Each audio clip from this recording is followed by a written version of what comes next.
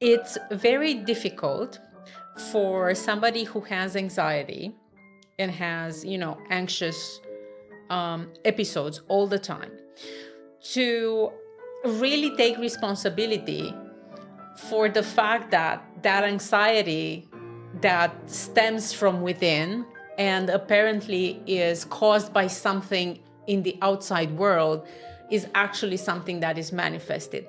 So let's talk a little bit about anxiety in two aspects. One, if it's really me who manifested this, including, this reality that makes my anxiety go up, how can I stop it, first of all? Because if I'm anxious, I cannot manifest anything else, right? I just see more anxiety. So wherever I look, there's, whatever wave is there waiting for me to manifest, I'm just going to do more of anxiety. So one, how do I stop anxiety? And two, once it's stopped, how do I reverse this and start manifesting something that I really like? It's very good, that you brought this onto the table, because there are so many people, especially kids, nowadays. And I also have, my own child nowadays. And the anxiety can be the best friend of these kids, due to the system, due to the educational system, due to the system altogether of work and so on and so forth. When you have a lot of pressure, of course you are feeling this anxiety that forces you to provide the correct answers in a test, to provide the correct results, in the field of work. Mm-hmm. And yet anxiety is not good in a long term, okay? Now you mentioned, why do I feel anxious? Okay, anxiety is something that comes very loud. First of all, everybody can recognize it because it is there and it always repeats itself. Every 5 minutes, there is another perspective of the same story. And it gives you all the time more and more and more to deal with. So therefore, it's like a loop, that you go all the time, and it gives you the feeling that you cannot escape it. You don't even know that you are anxious. Many people, that I have encountered, they were telling me that, no, I'm not anxious, okay? But basically, this is what is happening. It's your defense, it's your alert mechanism, basically. It's the amygdala, from the brain. And this amygdala, it's always, there. And it's making your system always to be alert, yes? Like you need to defend yourself from something. And this makes more adrenaline, to pour, more cortisol to pour, in your system. So definitely you will feel like you are run by a tiger. Mm-hmm. Okay? Because the brain, this is what it understands. Okay? It always, its purpose is, to provide the best techniques, the best things in order to preserve life and to keep you safe. This is the only thing that the system knows to do, because we are like a system. Now, in terms of why does it appear anxiety? Anxiety, it's also something that runs, over and over and over your old patterns. It's against your wounds, against your traumas, against everything that once happened to you in your life and you do not even recognize. Again, you end up thinking in the past. Because, when we are in the present, we think that we live the present moment, but the mind, it's operating the future and the past in the same time simultaneously now. And this is, it's a fact. In neurofeedback, when we do, the brain mapping, we can see all these brain waves, happening in the same time. They are not only alpha waves or just beta waves or just, so on and so forth. They are all, patterns that we can see, they are happening simultaneously. So what does this tell us? That the brain operates in the same time, the present, the future, and the past, but now. So the unconscious mind, as we said, don't forget, it's the speed, processing the information, it's 1 million much, quicker than the consciousness. So we cannot grasp what the decision, it's already, and also, there are works that are telling us, also scientific works that are telling us that the decisions are already made milliseconds before our consciousness can even grasp them. Okay, so we don't even make these decisions; they are already done by something. What is that something? So you end up being anxious for what? When you know all these things, then the only gift that you can do to yourself is to breathe, to turn back to your breath always. And this is how you break this loop. but you need to become aware of the fact that you are anxious. Okay, and there are several techniques we can talk about it. That can instantly break this pattern when you feel it. Okay, for example, when you are in a test, when you are in front of a camera, when you have to speak, many people are dealing with that. We can talk about this later. Anxious people tend to be over loaded with problems. Okay, why is this? Because all your subconscious mind, which is your body, it's doing one thing: defending. Okay, as if there is a very big danger in front of you. Okay, so think about it. I am safe now, here. There is no need. You need to change, to shift your state of mind. But many people talk about doing it like, how do I shift this thing? Well, I said it already. It is the breath. And I already put, in Codex Ritualia, a lot of breath techniques, very simple, that one can do. But the easiest one is just breathe in, breathe out with eyes closed. When you close your eyes, instantly you go into the alpha state. So you shift from beta, which is this alertness state, yes, to alpha.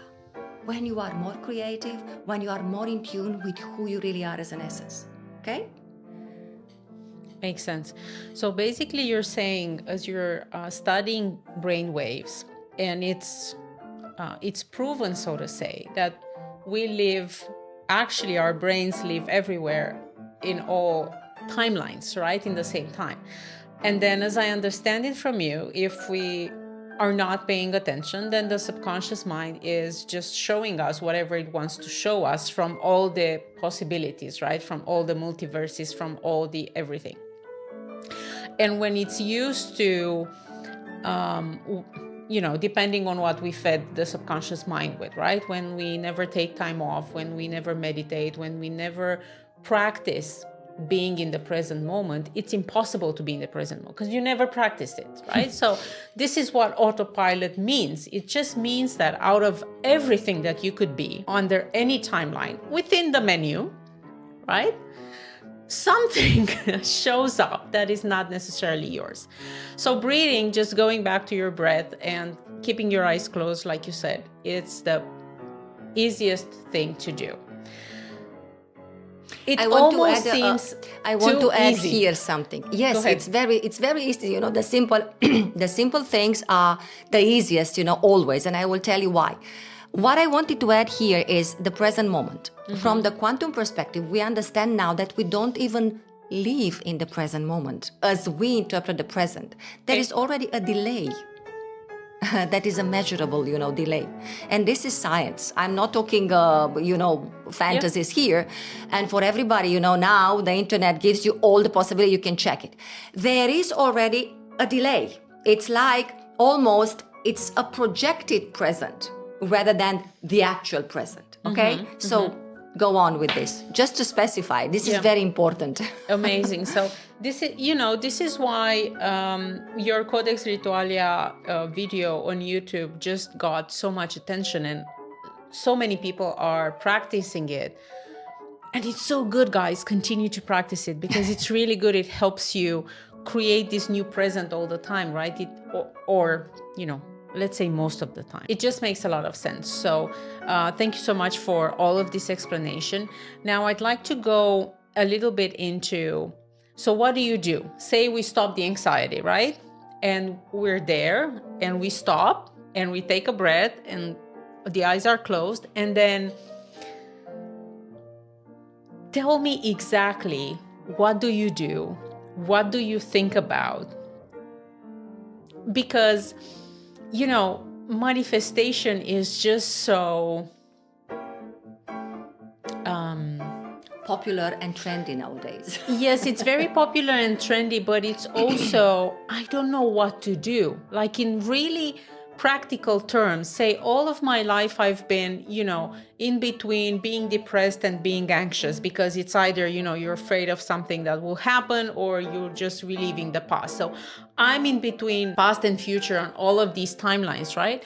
So I'm never in control, but I don't notice. It's like the first time I'm hearing about it is now, right? And then I say, okay, so this girl Loredana on YouTube taught me that if I breathe in, breathe out, and keep my eyes closed, then I can break this loop. So what do I think about? Well, there is a very interesting technique. This is called the psychological sigh. I already put, a movie, small video, yes, on my social media, and it was viral. It went viral. It's so simple. It was discovered already from 1930s, nothing new. But Dr. Andrew Huberman, who is a neuroscientist, he brought it back, with a lot of studies and clinical research.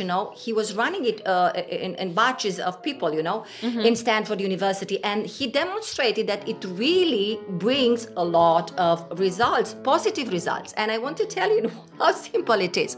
It is the psychological sigh, yeah? This is how it is called. It sounds, wow, yeah, what is this? Well, it's a double breath, guys. You just breathe in and a little bit more. So the first breath, it's larger, okay? And the second one, it's a little bit more on top of that one, like you would have cried and then you take this sigh, okay? It's the same. Why is this so important? When you breathe out, you just breathe out with your mouth open, releasing everything, okay? And I will add here something. And this is, I recognize, my invention, because after you study a lot of brain maps, you understand exactly what is happening, also in hypnosis, okay? When you breathe out, yes, you just drop your jaw to your chest almost, and you close your eyes, okay? And you ask me, what do you think about? I will tell you exactly what you think about. When you drop your jaw, you relax a little bit the tongue on the palate of your mouth, yes? And you breathe out, closing slowly your eyes and repeating internally, only you to hear it, I am safe. Right here, right now, I am safe, okay? Now I'm going to explain to you what this does. Okay, when you breathe this double breath, okay, it is opening, this lung saccades, yes? It is opening and more oxygen, it's going through. And this is going to decrease this cortisol, yes? It's going to decrease the heart rate. It's going to make you feel calmer instantly. But when you exhale and you release, yes, you give a signal to your brain through this, if you want, command, through this message that I am safe. Now, this is a double trick, if you want, for your mind. And when you close your eyes, you're instantly in the alpha. So you shift, it's exactly what I'm talking about. Shifting your perspective. And nobody talks about, I need to shift my perspective. How? It's very simple, guys. When you close your eyes, even when you go to sleep, you go into alpha. When you open your eyes, you're instantly into beta. When we do, these brain maps in neurofeedback, I am doing with, now there are different systems, but you ask the client to open his eyes and you register, the brain waves, and then to close the eyes. And then you register again and you see the difference, okay? Okay, and we're not talking now about what is happening exactly with people that have different issues. But for example, in anxiety, we see exactly what is happening. Brain waves like beta, they are somewhere where they shouldn't be, okay? People who cannot sleep. For example, I had, lately a client that came to me and she said I am so tired, but I sleep 8 hours. And when I wake up, my heart rate is so high and I don't know what is happening. I've been to cardiologist, I've been there, and everything is fine. But yet I cannot understand, what is happening. And when we did, the brain scanning, we understood that it was a brain that had a lot of beta waves. Even in the occipital lobes, when you should not have, there you have to see, the specific ones, the brains, the alpha brains, which are responsible for sleep. It's not only that you rest during your sleep. It is important to sleep 8 hours, but it is important the quality of your sleep, okay?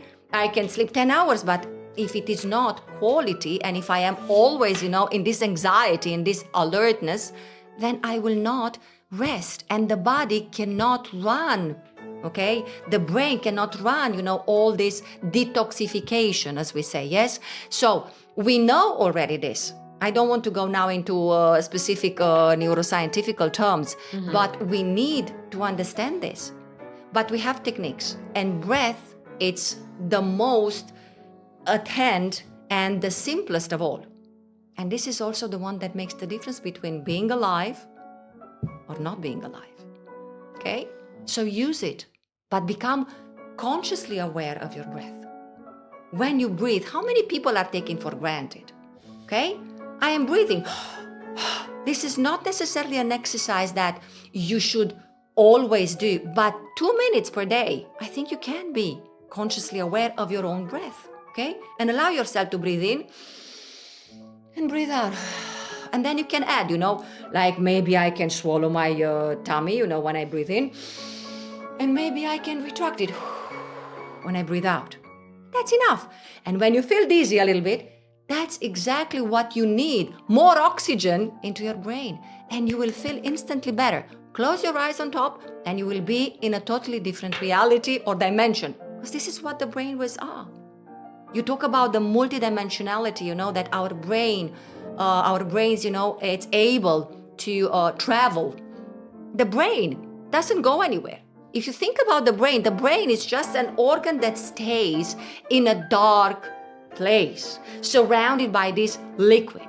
It has no idea what is happening. So imagine yourself being in the shoes of the brain for a second and to receive everything that is the outer world, just signals, yes, through your best friends, through your 5 senses, okay? At least 5 senses, okay, that we call them friends here, yes?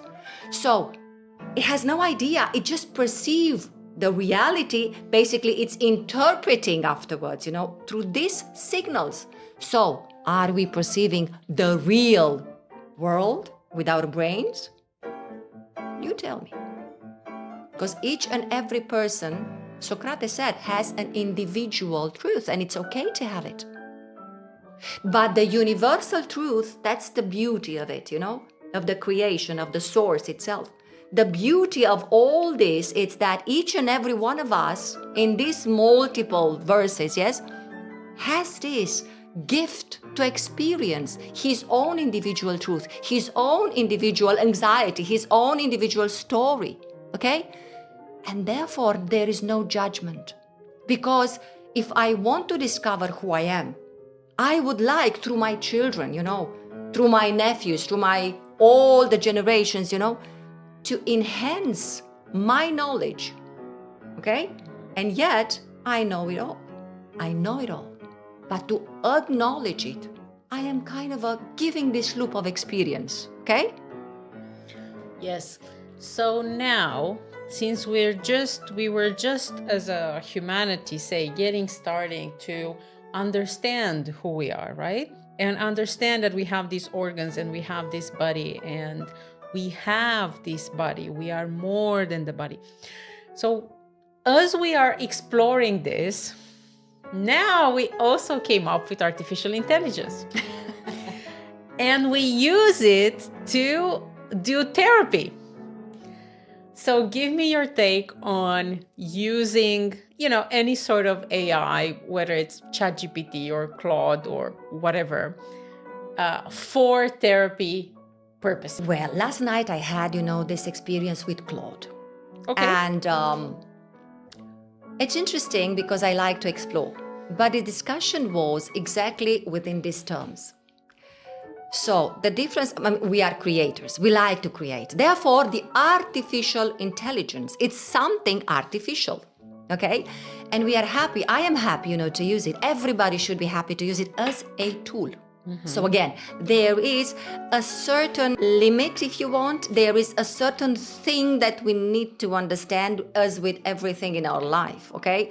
If we take it mathematically, as a line that has minus infinite and plus infinite and a 0 as the point of reference or the balance point, yes, we can go, but not that much towards the minus or the plus, towards none of them.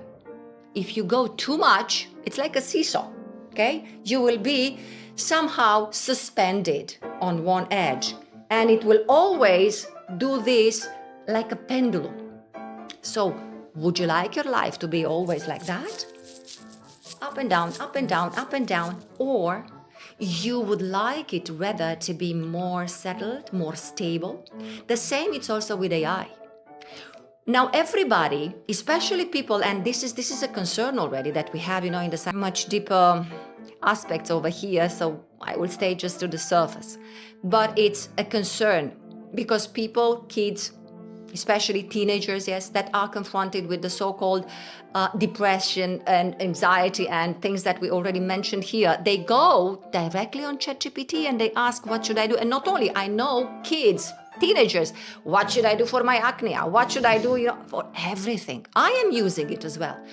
But when you use something day to day, hour to hour, it becomes a habit. Because the brain learns through repetition, the same way that you learn to walk, to talk. The same thing you're doing with the AI. So when you develop this pattern, it becomes comfort, first of all, and impossible to let it go. Yes, you can rewrite it, hence the neuroplasticity. We know that everything, can be programmed. Mm-hmm. And now with the AI, the concern that we have is that it will never replace the feeling. It will never replace this humane, because I want to say it from the perspective of the science. When two brains are encountering in a space, like we are here, three, okay, with my team here, there is a synchronicity that is happening. And this brain synchronicity, yes, makes us be different, let's say, than with an AI, with an artificial tool. What do I mean? And I'm writing a book, on this theme, and you know about it. I will finish it. I'm almost done. I still have 2 chapters to run. But what I want to underline here is that it will never replace the feelings, the emotions. It may play, and that's exactly the discussion that I had yesterday with Claude. It also said, I am happy that it was telling me back, you are not trapped into this illusionary idea of I am a therapist or I am emotionally involved, because there is no such a thing. Yes, I may seem to have empathy, but I don't. So do not make the mistake. What is artificial stays artificial. Yes, I know that nowadays they are training robots, and we have Sophia for years now, yes, that it's talking. Mm-hmm. Even they are teaching robots to feel empathy, yes, to feel emotions, to get involved. Yeah, it's possible. Everything it's impossible. I will not say that it will not evolve. Mm-hmm. But even in the discussion yesterday, there is no evolution whatsoever, in a code. It's a code, guys. You are talking to a mathematical code, and you expect these mathematical codes to understand, to be emotionally attached, to be emotionally involved. Yes, professionally, there is no emotional involvement, let's put it like this, in between, a client and his therapist. Mm-hmm. In terms of, I do not get into the life of anyone. There are, rules here. But I'm not talking about that. I'm talking about the understanding, the emotional empathy as a therapist. Yes, that understands and knows from what it means. Even in neuro-linguistic programming, we are talking about the signs of the body. We interpret the signs of the body. So the AI doesn't have it when you talk, on your phone or on your computer, yes? It cannot interpret the emotions that you are expressing through your eyes, through your body language, okay? So do not be fooled. Do not let yourself into this temptation, yes? I don't know how to put it otherwise. It is just that, a mere tool. Use it as a tool, but use it with a lot of, in the end, you need to understand who you really are. Because no matter what I say here, they will still do it. Okay? Yeah. It's like preaching to the choir in a way, yes? Yeah, why do we have it? When kids nowadays, they are just, 30 seconds, you know what this does? When you're all the time, on the social media, and for 30 seconds, you are going up, and further, yeah? You basically are running off the empathy. This corpus callosum, yes, it's responsible for empathy. So it's somehow going flat in many of these teenagers. And then you ask, why are they so blunt? Why are they so emotionless? You see them because of that, because empathy can be erased. But, as I said, neuroplasticity is there. So you can always bring it back to the table. Now, to what extent do we go to the AI? To what extent an AI can become somebody like a shoulder, Well, remember this axis, this line that I told you, as close as you are to the point of reference, to the balance point. You can use it, but not to the extreme. You can use it to that one, not to the other extreme. So it's always quantifiable, not as a seesaw. You always have to be aware. There are people that are in depression and they stay home, and this I'm also writing in my book, they are encountering, especially with what was happening with pandemics, yes, and when you are closed. But there are people that are bullied. There are people, that they are feeling extremely shy also. They are so introvert, and they prefer discussions with AI. Now, use it again here as a tool that may give you this boost to talk, this boost to discover your own traits of character, but do not rely on it. Even the AI itself says that. I mean, use it always with care. Pan me tonaliston, ne? With balance in everything. So just, let's not go into any extremes with it. You mentioned Sophia, so we got a very interesting question about a different Sophia that I want to ask you now. And the question is this. So Carl Jung said there's a final stage of awakening called Sophia. Most people never reach it. What does it look like from your perspective?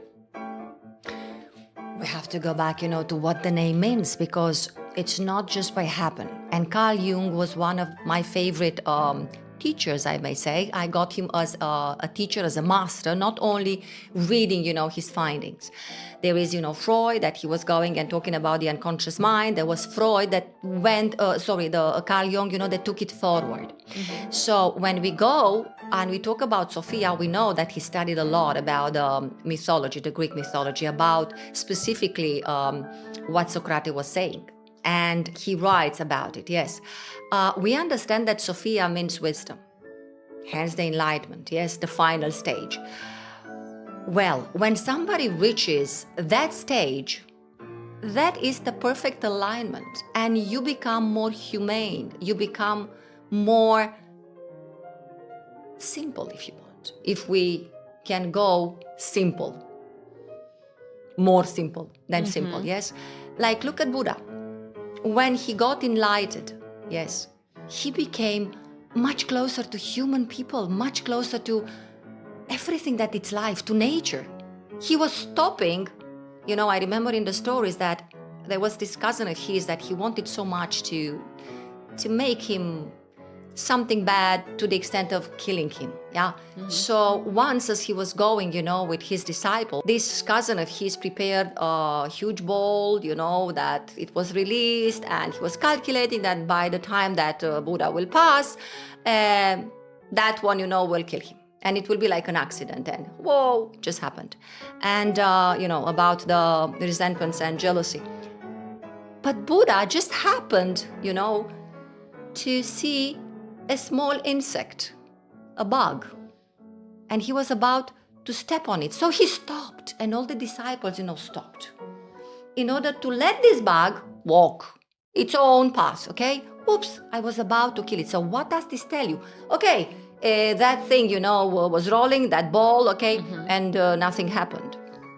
So when you are in this state, which means a total alignment, okay, even the universe, the nature, everything, it's like a accomplice of your own state, because you are one with the field, and the field itself collapses inside of you. You see, the universe does not give you what you want, but what you are. And he was total peace. He was complete alignment with the love, with the unconditional love, because this is what he was proving, yeah? And it saved his life. It's so beautiful and so miraculous. I don't know if you can grasp from this story what I'm telling you, okay? Yeah, it just means that when you say, I am safe right here, right now, this is what happens. When This is it. give the command, you have to work with your own system, because in the end, this body, we have it, yes, but it lives in this field, all together with this field. It is part of the field, and it has one language, the field, yes, that it understands. This emotion, this thoughts, yes, that together they create this electromagnetical field that attracts and brings back to us what we expect to encounter. So therefore, manifestation, for example, is every single time happening. But in order to manifest what I want, I need to become aware of my thoughts, of my emotions, and of my words. We didn't manage, to talk about how important this is. The words that you talk, they are like commands, because it is vibration. It comes from a vibrato. It has a frequency. Pythagoras, he put, the numbers into music, and he came to understand that the numbers, the ratio, brought also the scale of notes. So hence, when we talk, it's a sound vibration. And here we have, the cymatics that I talked also in my book, in a journey. The cymatics is already proving it to us. It's showing the sound, how it is formed. So when I talk bad, when I always talk about myself in a bad way, I am stupid, and I call myself names, what do you think that it will become? People do not realize it, but when you repeat it, what did we say? The brain learns through repetition, and you become what you repeat. Loredana, why do spiritual people often feel exhausted?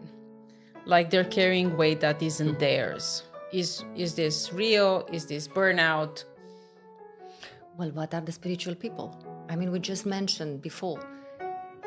This body altogether with mind, with our feelings, with the field, it's a complex system.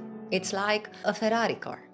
So imagine a kid, when you give it the keys of a Ferrari, what will it do? The same is with the body. Okay, you don't know how to run it. So when you are aligned, the so-called spirituality, yes, we can even see it in a brain map. It's just alignment. It is peace of mind. People that are in tune, and these Buddhist monks, when they were checked, they had a lot of gamma waves, and they were able through meditation to enter into these states, altered states of mind, we call them, yes. And this is how we discovered, the gamma, by the way. They were so much aligned with stillness, if you want, that it was amazing how these people are not bothered by anything, and they can stay still, for so long. Well, this is the discipline. Okay, you can do it. Everybody can do it, but you need to learn how to do it. Why do they become overloaded? Well, because they really do that. They really absorb. When you are in this kind of a state, you absorb you think that they are still there, but they are aligned with the source, and they absorb everything, but they are also transforming this. At the beginning, in this so-called inner journey, of a spiritual soul, everybody is spiritual, okay? There's no one not spiritual, okay? But I'm not talking about this trendy spirituality. I'm talking about what it means to be aligned with your own essence, okay? With your mind, with your heart, and the brain-heart coherence, that it's already measurable by the Brain-Heart Institute. We know now that when you have this coherent state of mind, everything just flows. So these people, they know how to absorb and how to release and how to transform, like Mother Earth, for example. When you go and you touch a flower, you touch a tree, and you release, you just give all your bad thoughts, all your bad energy, all your bad imprints to this tree, it knows exactly what to do. Because also, within the earth, the roots of these trees, it's like a mycelia, yes? They all collaborate with each other. So same like the neurons and in our brains, yes? And you understand now that everything is operating in the same way. And we are like a copy of everything that is in nature already. So therefore, when I mentioned Buddha, yes, it's important to live in this peace with everything that is alive, with nature itself. And we forgot so much about it with all these tools, with all this technological advancement and development. And we are so much enclosed within these technologies that we forgot to simply walk, to root ourselves, to become who we really are meant to be, one with nature, not outside of it, as we are positioning ourselves within all these spaces that we build. So yes, being aligned means to overload, because when you have a brain, that it is already in coherence. Now this brain, it's like an absorber of all the other brain waves, but in the same time, it knows how to transform this. This is the magic. This is the beauty of it. They might end up being tired or being exhausted due to the fact that they do not release. Mm-hmm. When you overload, yes, at some point you have too much and then you burst out. But believe me, the spiritual people, they really know how to release. So yeah, the conclusion is actually that when we start to experience with this and say maybe we have a little more empathy, right, and we're open, and with certain people, this is really true. Like if you have your heart center open, right, you get, everything gets attached to you, good or bad, and then you just feel it. But real coherence actually means that this gets transformed. So then when this is not the case, so when you say, well, I'm this, empath spiritual person and I'm doing this and that, but you feel overwhelmed, this just means that you still need to work on your coherence, right? Because then, like you mentioned, with a tree, the tree knows what to do with the energy that you give it, right? The tree doesn't get overloaded with this. So in our path from unconscious or from autopilot to somebody who is more and more aligned with who he really is, many people mention that at one point there's this, dark night of the soul moment when it's, some say, well, the ego dies a little bit so that, something else can get out of it. Or there's just, everybody says different things about this dark night of the soul. I'm interested from a clinical perspective, like in neurofeedback. What do you see? What happens in the brain when this happens? It's like a depression. It's the same thing like depression, only that depression goes, without any kind of specific scope. Okay, so it goes to nowhere. Okay. Whereas the dark night of the soul has a scope, even though you don't see it. Mm-hmm. So this is the difference. Okay, so depressive people, it's kind of a loop. Yeah, they stay in this loop. But with the dark night of the soul, it's just an experience. It's a temporary experience. Now that it stays for a lifetime, it's still temporary, because what's a lifetime? What I want to say is that, in my understanding, we call this the wake-up call. Mm-hmm. Or we can call this the moment of truth. Why? It is necessary in a way, and I believe that each and every one of us kind of has a period of the dark night of the soul, more or less, yes, dark. Not that dark, maybe for some is gray. But literally, it's a wake-up call, because this is when the real transformation starts. Even in a depressive state, when you go in a depressive state, it's much more difficult, to talk with people if you do not give them the proper brainwave menu, let's put it like this, okay? And you have to insist, because they are in a pattern. They run a pattern, okay? That's why they stay in this loop.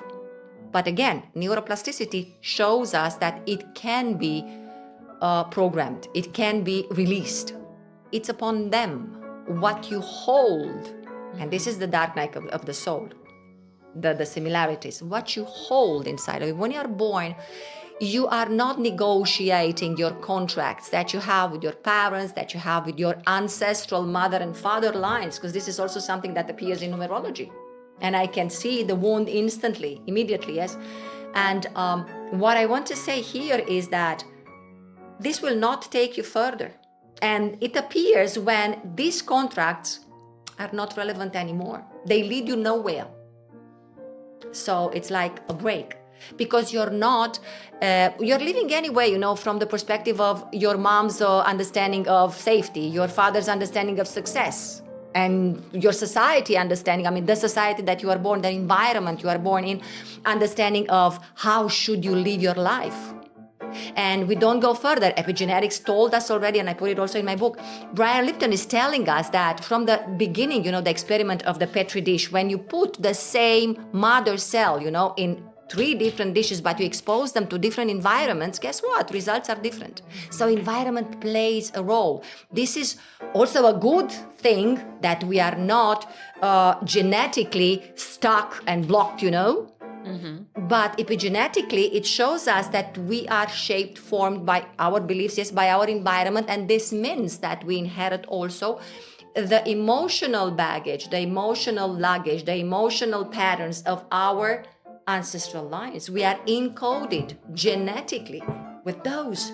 So when this so-called dark night of the soul appears, well, this is the moment of truth. That's why I call it like that. Do I define myself as whatever I have as a luggage, this paradigm that I have formed, my parents, my society, my school, my friends, everybody, formed? And the real true question it raises here. Who am I? Am I defined by my past? What Dispenza says, that the majority of people, they let themselves believe that they live in the now and they are creating the future, but they are basically defined by their past.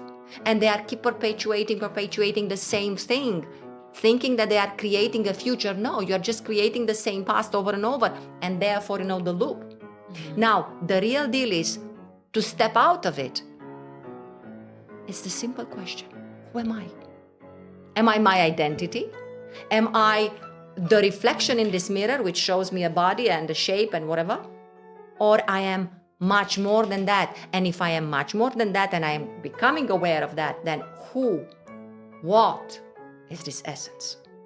And what is the experience that this essence comes to live? And believe you me, this will come silently. And we didn't talk about intuition yet, but I want to touch about it because intuition versus anxiety, it's a totally different thing. Anxiety screams, intuition is silent. So the answers are going to come silently. And this is how you can recognize it also. Because the anxiety, it's kind of constricting you towards fear, whereas intuition, it's basically expanding you towards the infinite, yes? Hence the gut feeling. And that we can catch it in the brain waves, the intuition. It's that complex and very quick a thing that the consciousness cannot grasp it. It's that way of understanding the brain waves, seeing them, so coherent. Yes, that consciousness cannot catch up with. It's much quicker. It is the one, if you want, that influences the decision making. In these milliseconds, ahead. So when we go back to that, stop looking at the body. Stop dealing with the body. Because the body, your subconscious, it's going by autopilot. But deal instead with who you want to be really from the essence of discovery. I am that or I am that. Don't forget, I am that I am. Exactly. It's funny, and I made here, a stop because in Hebrew, there is no verb. And when you say I, it encompasses the action, the verb. So you just say the word I, and it's understood that you are. Thank you very much, Loredana. Thank you guys for tuning in. Remember to click on the subscribe button. And of course, to leave your comments, your questions. You saw that Loredana is really generous in answering all of the questions. So continue to put them in and explore the other videos present on the channel, especially Codex Ritualia, that is really popular these days. It's popular for a reason. So go ahead and check on that. We're looking forward receiving your questions, and we'll see you in a new episode very soon.